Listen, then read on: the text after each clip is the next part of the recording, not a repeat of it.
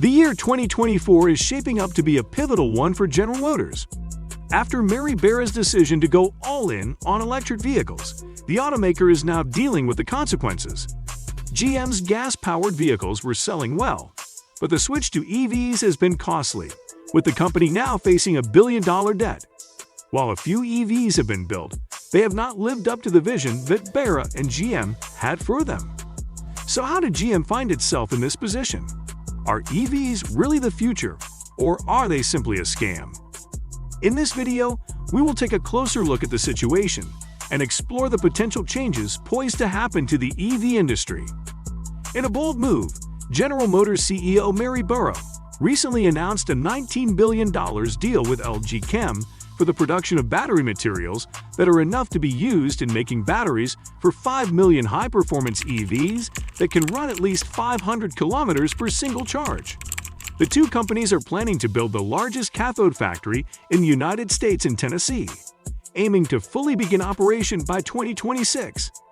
Now, while this recent investment in the EV sector may sound promising, the reality is that GM is currently on the brink of collapse. A closer look at the company's financials paints a perfect picture of where they stand currently. GM EV sales have taken a significant hit in Q2 of 2023, with only 15,652 units sold compared to 20,670 in Q1. That's a 24% decrease. This decline is even more dramatic when compared to Tesla's sales of 466,000 EVs in the same period. GM's production has also been affected by labor strikes, which have led to an $800 million cut in earnings for the company. Previously, GM lost an estimated $200 million per week during these strikes, further straining its finances. Due to the disappointing sales, General Motors has been forced to halt production of several EV models, including the Equinox EV, Silverado EV, and GMC Sierra EV. The lack of demand for these vehicles has led GM to scale back its EV production plans in Detroit. Also, the company has delayed the conversion of its Orion assembly plant in Michigan to an EV truck production facility. The only EV models that have seen any success for GM are the Chevy Bolt and Bolt EUV, but even these models are on the way out.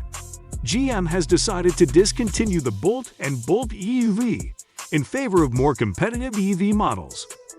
On top of that, GM's self-driving car division, Cruise, has been a money pit, costing the company $2.7 billion in losses last year.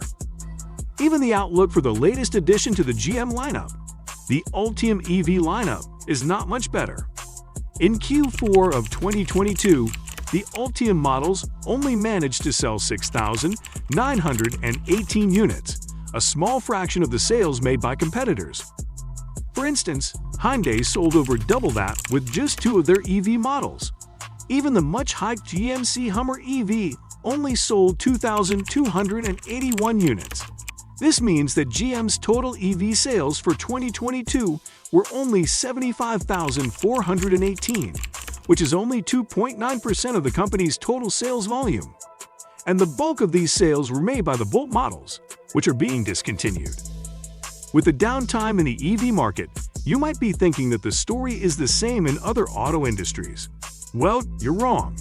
Despite the downturn in the market, gas-powered car sales at GM have been thriving. In fact, they've been setting records in the industry. Despite a challenging financial year, GM raked in over $10 billion in profits, largely fueled by their gas-powered pickup trucks. In the last part of 2022, GM's sales of gas-powered vehicles increased by 41% compared to the previous year. This has helped to offset the losses from the EV market and keep the company profitable. Saying that gas car sales have been a lifeline for the company is no exaggeration. Even their biggest rival, Toyota, has been unable to keep up with their sales' growth in the gas-powered car industry. But despite the challenges GM faces in the EV market and the figures screaming losses together with the reality that they'll thrive most in the gas-powered car industry, CEO Mary Barra chooses to remain optimistic about the company's EV future and has no plans to lower their price, which is as expensive as Tesla's. Meanwhile, GM is not the only company facing woes in the EV market. Volkswagen and Toyota are also facing challenges, with both companies making excuses for their lackluster sales. Volkswagen has blamed customer reluctance, while Toyota is trying to sell people on their new diversified approach, which includes a new engine that can give up to 1,000 miles of range using ammonia. But what's up with EVs generally, right? We'll look at that in a second. Topping the list of electric vehicle woes is the notorious battery fire dilemma. The potential for battery fires in electric vehicles is a serious concern.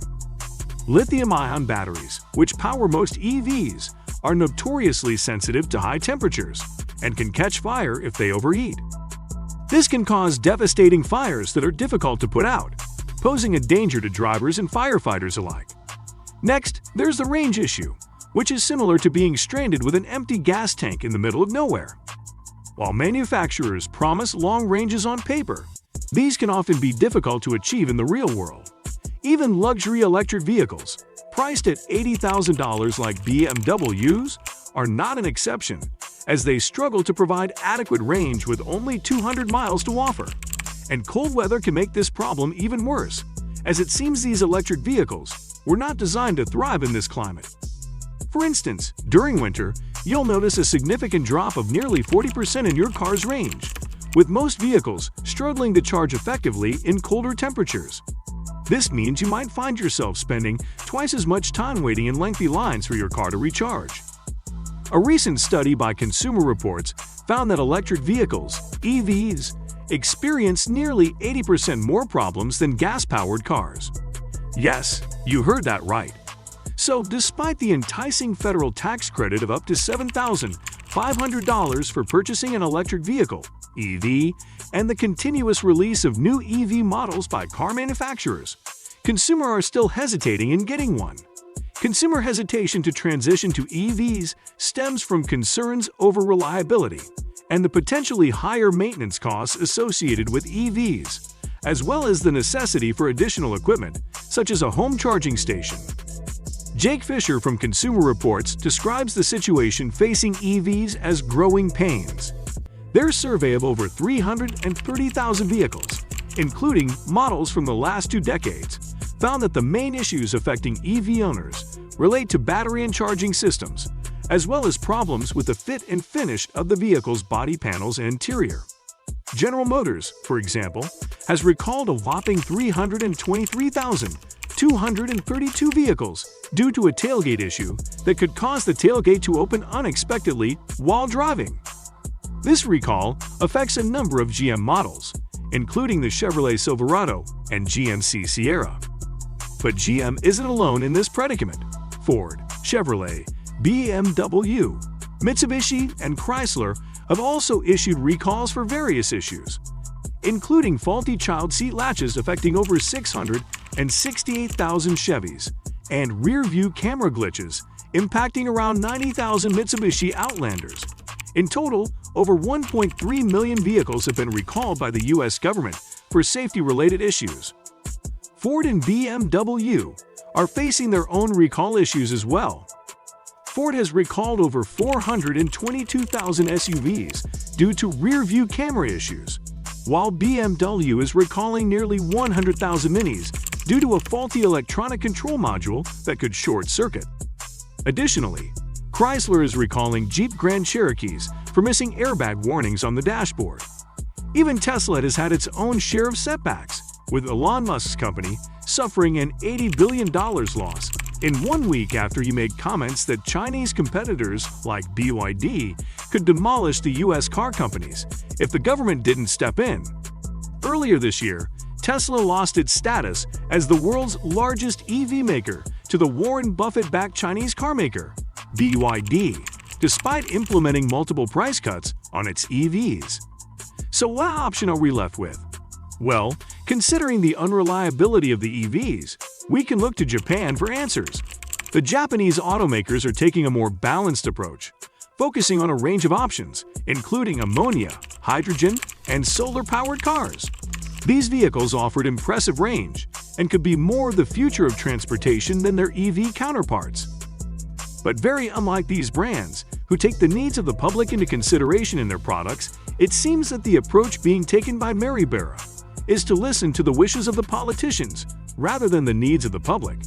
This is leading to a string of mistakes that could spell disaster for GM's future. Rather than forcing everyone to buy EVs, car makers should offer a variety of options, including cheaper EVs, and listen to what consumers want, which is not a one-size-fits-all solution. So let's keep the conversation going. Are EVs really the future, or are we just not ready for them? Let's know in the comment section.